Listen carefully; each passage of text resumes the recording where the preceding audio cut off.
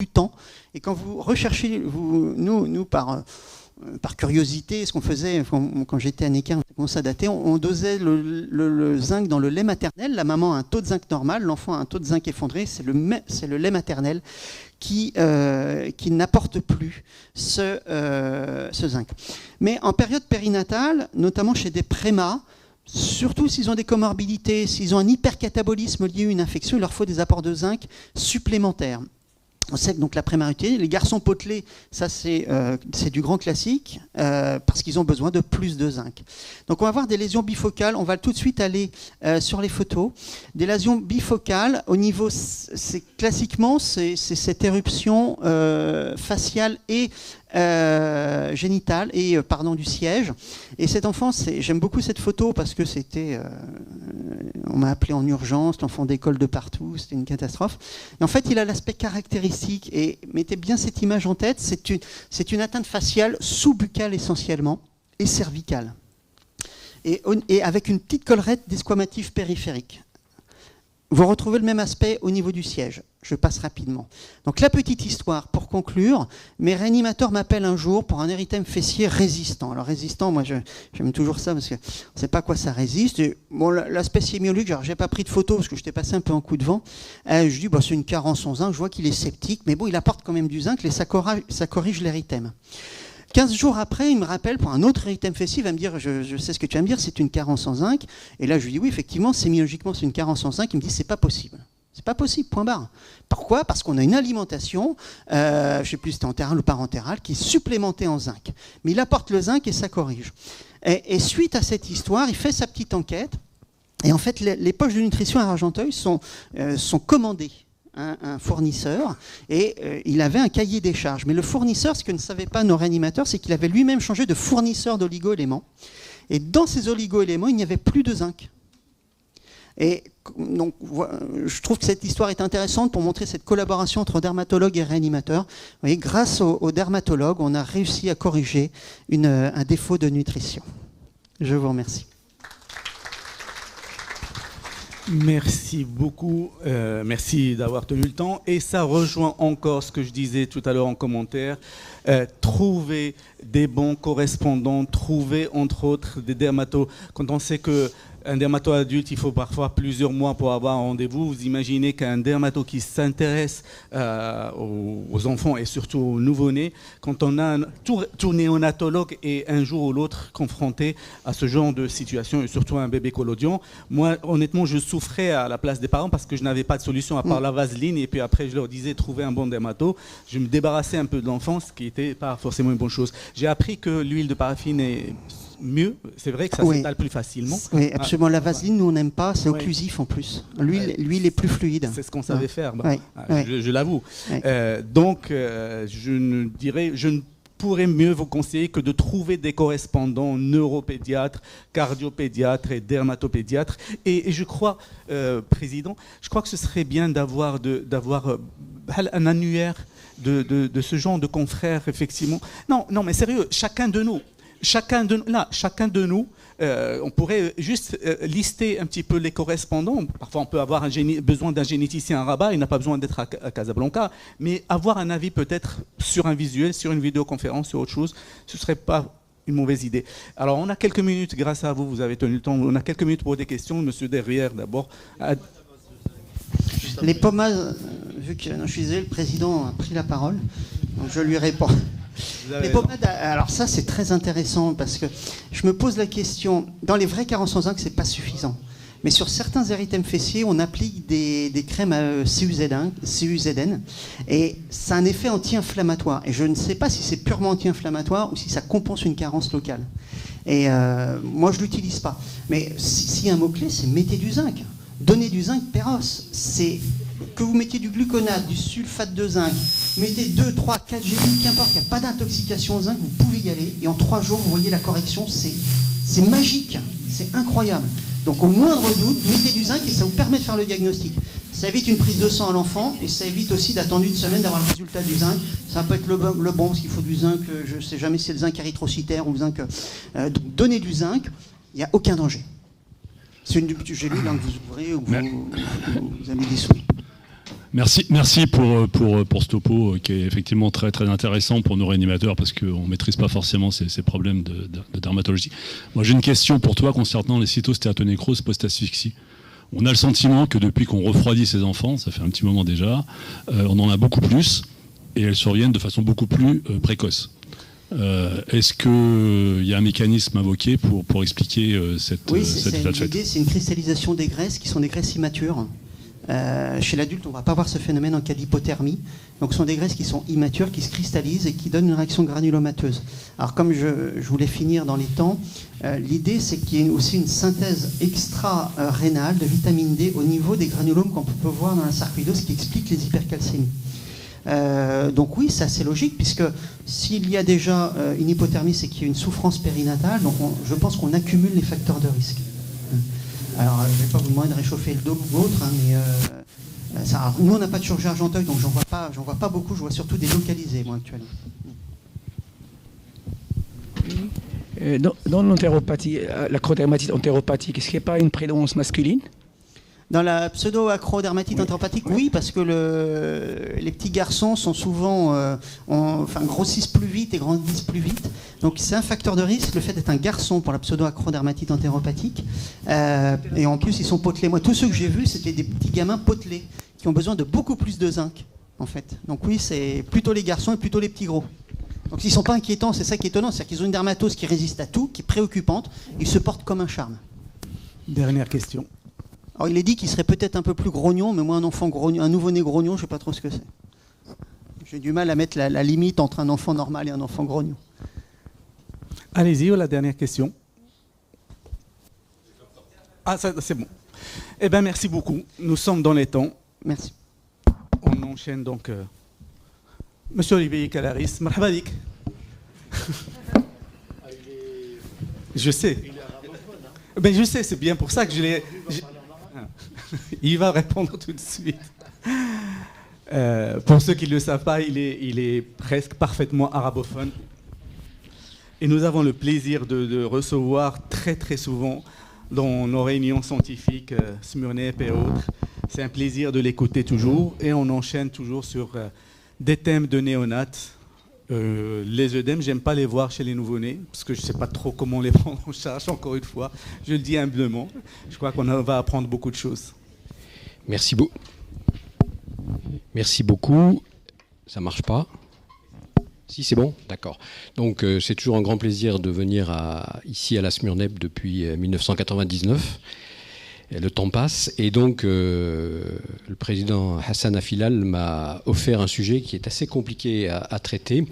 Je n'ai pas trop su par quel bout le prendre. Donc, je vais donner quelques généralités sur ce que c'est qu'un œdème, rappeler la démarche spécifique en pédiatrie et au nouveau-né. Je ne vais pas traiter toutes les étiologies des œdèmes parce que ce serait rébarbatif. En tout cas, moi, ça ne m'intéressait pas.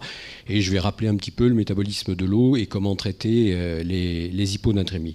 Donc, les œdèmes, je ne vous apprends rien. C'est une accumulation d'eau et de sel dans le secteur interstitiel puisqu'il existe des échanges très réguliers, justement, entre le milieu interstitiel et le secteur vasculaire qui se font à travers la paroi endothéliale capillaire et qui sont réglés par deux niveaux de pression, la pression hydrostatique d'une part, capillaire, et la pression oncotique du milieu interstitiel. Donc là, j'ai repris ça dans un congrès qui avait été organisé par la Société française de pédiatrie dans ce qu'on appelle les pas à pas, qui est une démarche plutôt pédiatrique, mais qui est intéressante. Donc on parle de la situation d'un œdème, et donc on recherche s'il y a une baisse de la pression oncotique plasmatique, par exemple par hypoprotidémie. On regarde s'il y a à l'inverse une augmentation de la pression hydrostatique, donc vasculaire, surcharge hydrosodée, gêne ou retour veineux, ou bien on peut avoir simplement une altération de la modification de la perméabilité capillaire indépendante de ces deux modifications de pression. Et donc, il peut y avoir un certain nombre de causes. Donc, l'anaphylaxie, évidemment, ce n'est pas le cas du nouveau-né. Des troubles hémodynamiques, rechercher s'il n'y a pas une cardiopathie, une hépatopathie, etc.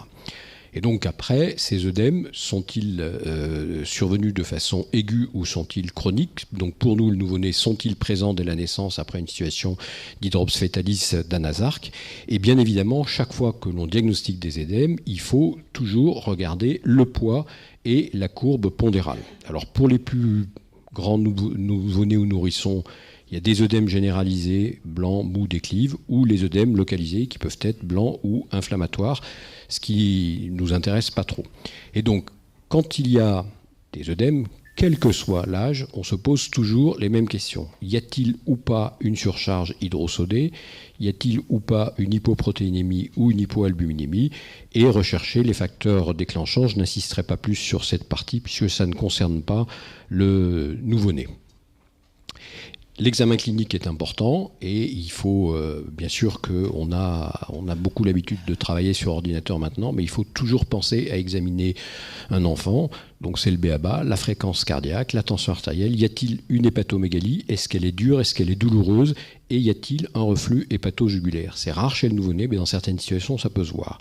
Bien évidemment, on regardera la diurèse, la tension artérielle. L'hématurie chez le nouveau-né, ça n'a pas d'importance particulière. Une circulation collatérale et d'autres signes, éventuellement des signes carentiels, donc peu importe le détail. Donc chez le nouveau-né, qu'est-ce que l'on va rechercher devant des œdèmes généralisés ? Tout d'abord, bien évidemment, on pense à une phétopathie virale. Il ne faut pas oublier non plus les maladies hémolytiques. Pensez également aux maladies de surcharge. Le chylothorax, qui peut s'accompagner d'une situation œdémateuse parce qu'on a une modification complète de tous les vaisseaux lymphatiques avec des formes qui sont extrêmement compliquées. Donc là, je me suis planté, ça n'aurait pas dû apparaître tout de suite. Ce sont tous les troubles du rythme cardiaque et en particulier la tachycardie paroxystique supraventriculaire, mais toutes les anomalies compliquées de flotteurs, etc., qui peuvent entraîner dès la vie fétale un syndrome œdémateux. Et n'oublions pas également les pathologies immunologiques. Donc voilà un vaste panel d'origines, et j'en ai oublié d'autres, mais c'est pas le point le plus important.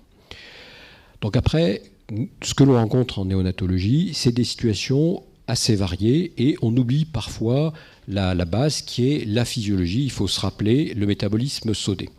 Donc pour assurer la croissance fœtale, il faut une accrétion de sodium et de potassium, peu importe. Et on sait que la concentration sodée plasmatique, elle est remarquablement stable entre 18 et 40 semaines, avec un niveau qui est un peu plus faible que le niveau de la mère. Et l'on sait qu'il existe des transports de sodium à travers le syncytio trophoblaste placentaire.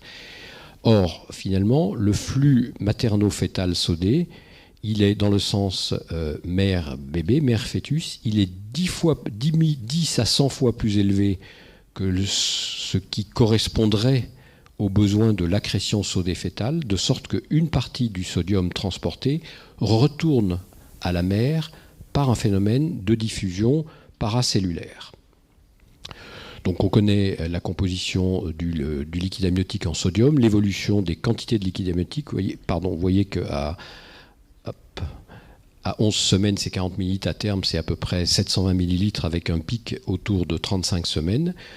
Au premier trimestre, on a la même osmolalité et la même composition électrolytique du liquide amniotique que du plasma, pour arriver à une osmolarité d'environ 250 milliosmoles par litre à terme, avec petit à petit une diminution de la natriurèse. Qu'est-ce qui se passe à la naissance ? Et il faut rappeler ici les travaux princeps de notre ami Jean-Pierre Guignard de Suisse, qui est décédé récemment. C'est le point le plus important, c'est la contraction du volume extracellulaire pour une élimination rénale d'eau et de sodium qui est absolument indispensable. Et donc quand on regarde le poids de naissance et la perte de poids, il faut bien toujours se dire qu'il y a cette contraction qui est indispensable. Il y a des enfants qui naissent potelés, qui sont pleins d'œdème, donc qui vont perdre de l'eau, donc qui vont perdre du poids. Et ce n'est pas à prendre comme une déshydratation ou une mauvaise nutrition. Cette contraction, elle est physiologiquement absolument indispensable. Et dans le même temps, la balance azotée doit rester positive pendant qu'il y a cette perte de poids physiologique. Donc il est normal de perdre du poids, mais si on n'apporte pas des calories et en particulier des protéines, on va avoir pour le coup le risque d'une véritable dénutrition qui peut avoir un impact sur plusieurs jours ou plusieurs semaines. Donc on connaît bien le phénomène avec un déplacement liquidien de l'eau du secteur extracellulaire vers l'eau intracellulaire, alors que le volume plasmatique et la quantité de protéines plasmatiques restent stables. Pour ce qui est du prématuré, on a une hyponatrémie pendant cette perte de poids, et une incapacité à maintenir le volume de l'eau extracellulaire. Donc ça, ce sont les caractéristiques du prématuré, avec en plus une immaturité tubulaire, ce qui fait qu'il ne peut pas réabsorber le sodium. Et un prématuré qui a une diurèse importante a forcément une natriurèse importante. Donc ça, c'est un point très important. Alors, j'en parlerai pas des hypernatrémies, mais quand on a une hypernatrémie précoce, parce qu'on a des pertes insensibles importantes et une diurèse conservée, même si la natrémie est importante, il faut apporter du sodium. C'est indispensable puisqu'il y a une perte de sodium qu'il va falloir compenser. Tout le monde, tout pédiatre qui a fait des urgences pédiatriques et qui a vu chez des petits nourrissons des diarrhées aiguës sévères avec des hydratations, sait qu'on a une hypernatrémie et qu'il faut les réanimer avec une perfusion de sérum salé. Donc, d'une façon générale, le nouveau-né a des difficultés à maintenir sa natrémie lorsqu'il y a une restriction sodée, et au contraire, il a plus de difficultés à excréter du sodium en cas de charge sodée, ce qui le différencie du grand nourrisson ou de l'adulte.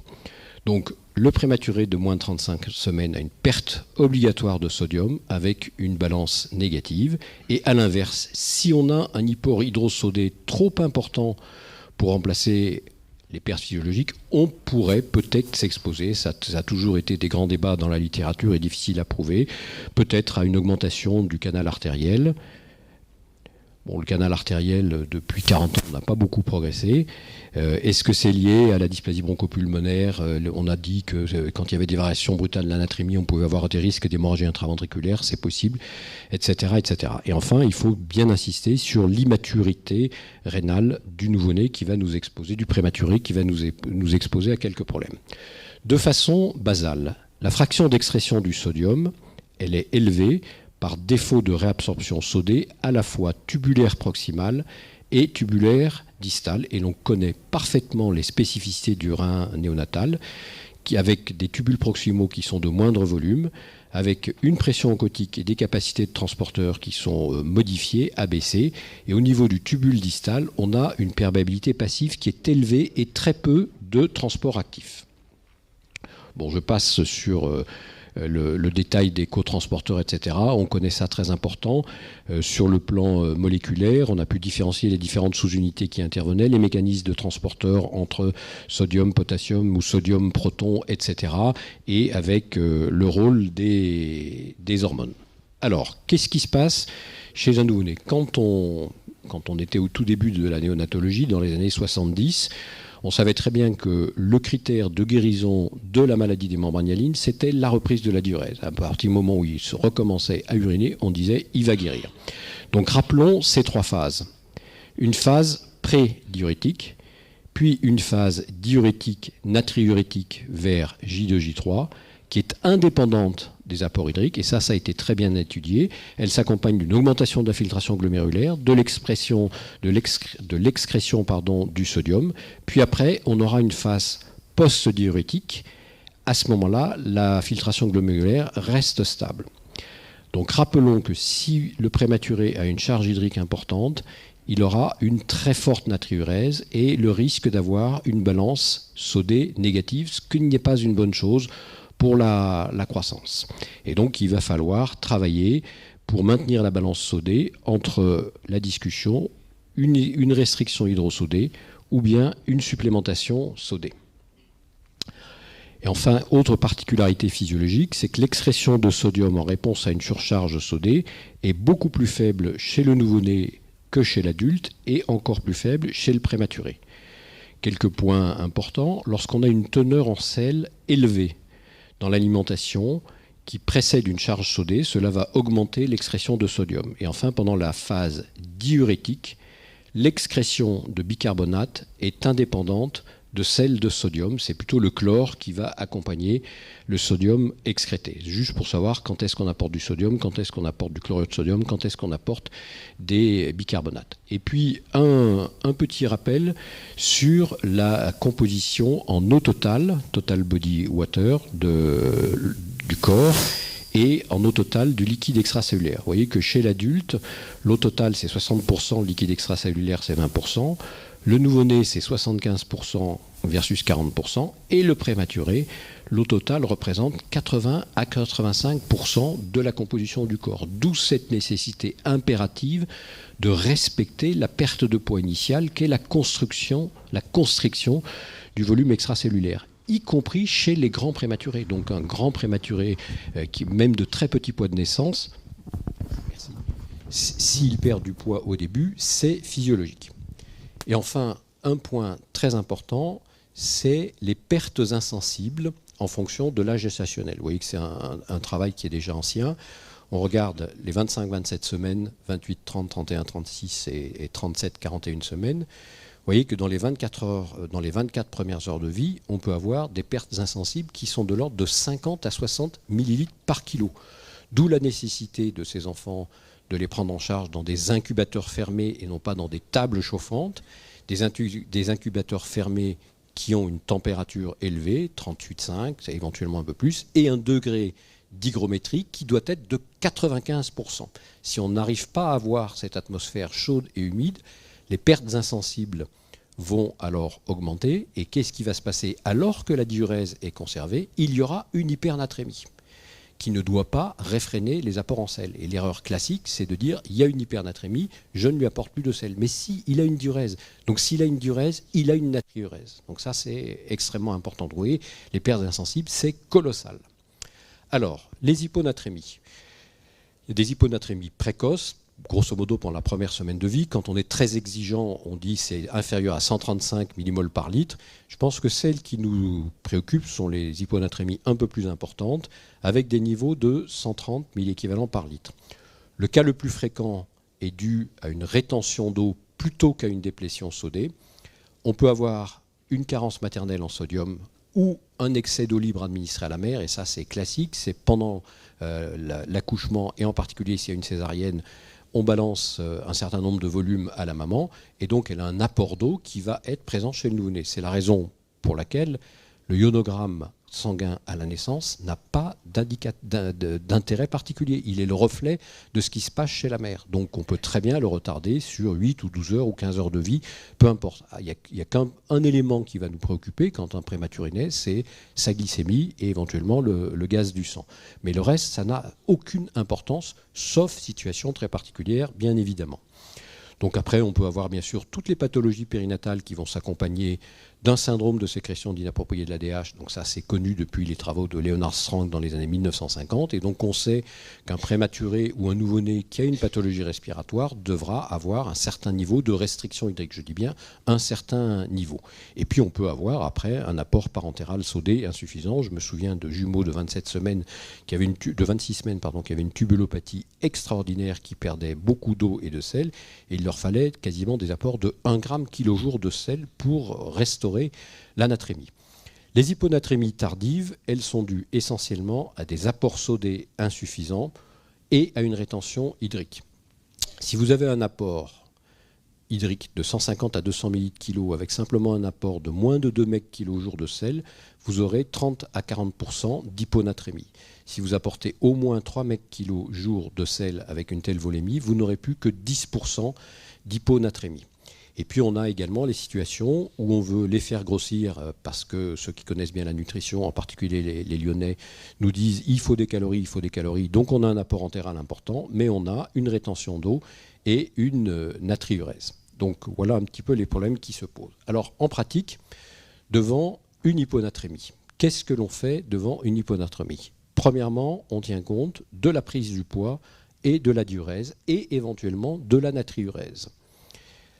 Et donc on a 4 situations: diurèse conservée et perte de poids, diurèse conservée et prise de poids excessive et œdème. Et donc ça peut être des œdèmes qui sont distaux, soit localisés au niveau des mains et des pieds, soit des œdèmes généralisés avec un enfant qui est bouffi, et notamment une localisation pelvienne qui est assez habituelle.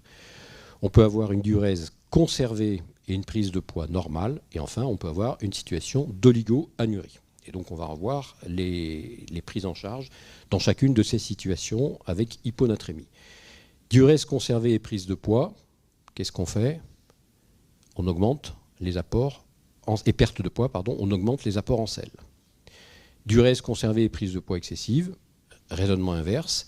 Soit l'enfant est en alimentation parentérale et donc il faut réduire les apports intraveineux et éventuellement utiliser des diurétiques. Soit l'enfant est en alimentation entérale exclusive Et probablement, il faut vérifier les apports caloriques, voir si on n'a pas exagéré sur les apports, ce qui est quand même assez rare.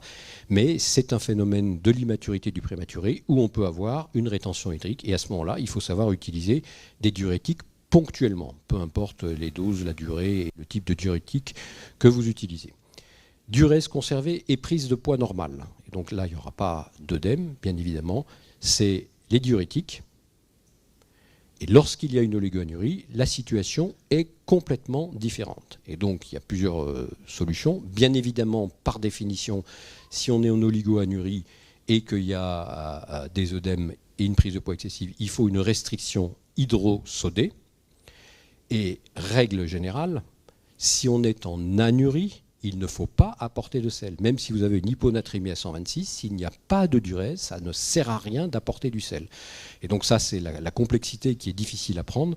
Moi, j'ai travaillé quand j'étais jeune avec un bouquin qui était très bien fait, qui s'appelait le Kleinknecht, qui expliquait parfaitement les régulations de sodium et d'eau. Donc vous avez une hypernatrémie à diurèse conservée, donc avec natriurèse, vous apportez du sel.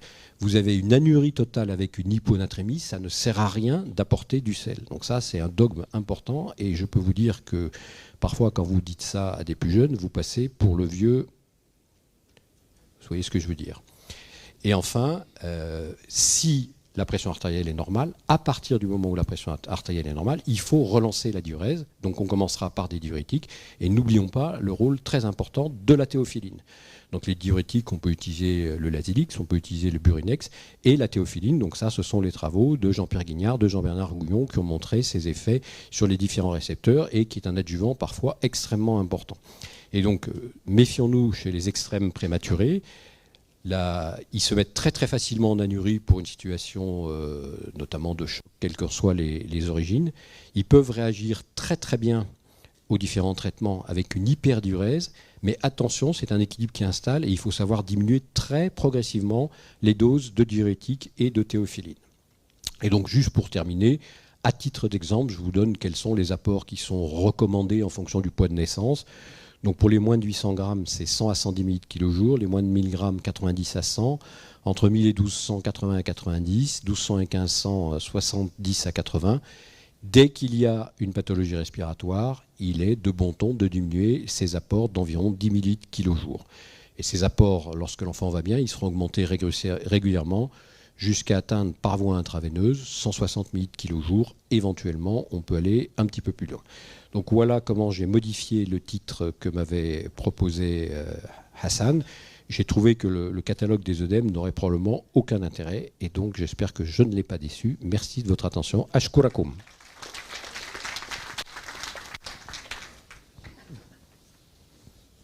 Merci beaucoup.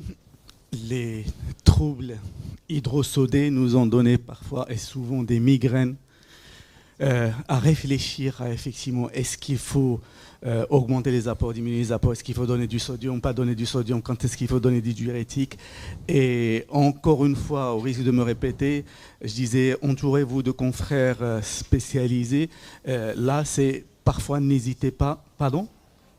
C'est très difficile et quand on est en équipe de réanimateurs néonates, il faut effectivement discuter. C'est ce genre de situation, il faut discuter parce que parfois on est dans un raisonnement, on va sur une idée et parfois on continue à donner pas forcément le traitement adéquat et demander un avis à un autre membre de l'équipe serait la meilleure chose à faire. En tout cas, c'était clair pour ceux qui ont l'habitude de ce genre de situation. Sinon, c'est pas toujours évident. S'il y a des questions dans la salle, oui, bien sûr. Olivier, merci. C'était très clair, très carré comme d'habitude. Moi, j'ai une question sur une situation clinique assez fréquente, qui sont les œdèmes des dysplasiques, dont la physiopathologie multifactorielle, semble-t-il, pour lequel il y a un débat qui est aussi ancien que celui du canal artériel, sur les diurétiques. Il me semble que prescrire des diurétiques, en général, dans ces situations, ne sert in fine à rien. Sauf cas peut-être particulier, donc j'aimerais avoir ton avis sur ce sujet. Alors, par exemple, à Lyon, il y a deux écoles. Il y a une école où il n'y a quasiment jamais de diurétique, en tout cas de façon exceptionnelle, et une autre école où il y a systématiquement des anti-aldostérone. Et je ne suis pas persuadé qu'il y ait une différence fondamentale dans les résultats. Et donc, je suis comme toi, je n'ai pas pu trouver, alors je n'ai pas regardé récemment, mais il y a 4-5 ans, je l'avais fait, de travail scientifique montrant l'avantage indiscutable des diurétiques systématiques, en particulier des anti-aldostérone. Et donc, moi, je ne pense pas que ce soit nécessaire de le faire, mais je n'ai pas plus de preuves scientifiques pour ça, de dire il faut en faire ou il ne faut pas en faire. J'ai vu les deux aspects et les résultats entre les deux équipes sont les mêmes.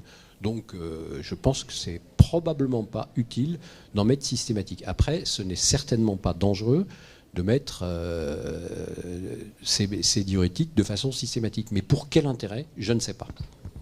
Donc, je fais un peu une réponse pas très précise, mais c'est comme le canal artériel. Quand est-ce qu'on le traite, quel médicament on donne, est-ce qu'on fait une dose, est-ce qu'on le traite après 10 jours et tout. Le débat est éternel depuis 40 ans. Du coup, je me permets, Olivier, si du coup vous ne mettez pas les anti-aldostérone, vous avez un dysplasique qui a tendance à faire de la rétention hydrosodée, donc dans ce cas-là, vous faites des doses isolées de l'Azilix. Voilà, nous on utilise le furosémide à titre systématique. Alors, à titre systématique, tu veux dire à titre systématique, je veux dire à titre ponctuel, devant une situation particulière, on donne une dose, et alors éventuellement on va dire, lui, on va en donner 2-3 jours et tout. Alors on nous dit le furosémide c'est dangereux, vous allez avoir des néphrocalcinoses. C'est vrai, on a des néphrocalcinoses, dont certaines ont duré jusqu'à 6 mois. Et j'avais l'habitude de dire, je n'ai jamais vu une seule complication. Et là, récemment, Justine Baqueta m'a dit, bah si, justement, on a vu un de vos petits, c'est un peu plus compliqué. Mais un sur je ne sais combien de néphrocalcinoses. Donc c'est vrai que c'est pas non plus très très simple. Mais on ne peut pas laisser un dysplasique gonfler, parce que s'il gonfle, il va y avoir de l'eau dans ses poumons, donc ça ne va pas améliorer sa dysplasie, bien évidemment. Et d'ailleurs, on voit bien les enfants qu'on suit, ils sont stables sur le plan respiratoire, puis tout d'un coup, ils se mettent à monter leur FiO2. Et ben, on regarde la courbe de poids et ils prennent 40 grammes tous les jours. Donc c'est qu'ils ont de l'eau dans les poumons, c'est sûr. Jean-Pierre Relier disait toujours, le poumon n'aime pas l'eau.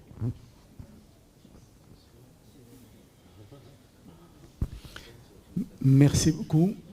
Je crois que... bravo, effectivement, c'est ça. Peut-être juste pour les réanimateurs, il faut utiliser facilement les diurétiques, mais assurez-vous juste qu'il y ait un bon remplissage déjà, que la tension artérielle est bonne. Hein. Surtout pas... Ça, c'est sûr que si on n'a pas une bonne tension artérielle, la première cause de baisse de la diurèse, c'est la baisse de la pression artérielle. Donc, quand on a une tension artérielle qui est limite et une oligurie, on peut éventuellement se permettre de relancer la diurèse pour voir si ça ne va pas améliorer globalement. Mais dès que la pression artérielle est trop basse, ça ne sert à rien de donner des diurétiques. Merci infiniment. C'était une belle journée néonate, une belle matinée néonate.